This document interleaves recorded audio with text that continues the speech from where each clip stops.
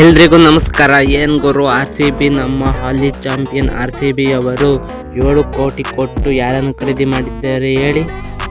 ನಾವು ಅಂದ್ಕೊಂಡಿದ್ವಿ ಒಳ್ಳೆ ಲೆಫ್ಟ್ ಹ್ಯಾಂಡರ್ ಬ್ಯಾಟರ್ ನಮಗೆ ಬೇಕಾಗಿತ್ತು, ಲೆಫ್ಟ್ ಹ್ಯಾಂಡರ್ಗೆ ಹೋಗುತ್ತಾರೆ ಎಂದರೆ.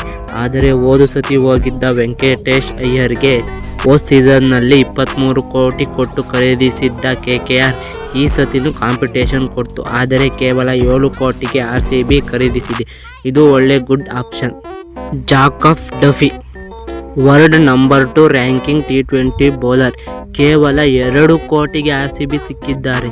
ಇದು ಒಳ್ಳೆ ಅಪ್ಲಿಕೇಶನ್ ಅಂಡ್ ಆಪ್ಷನ್ ಆಗಿದೆ.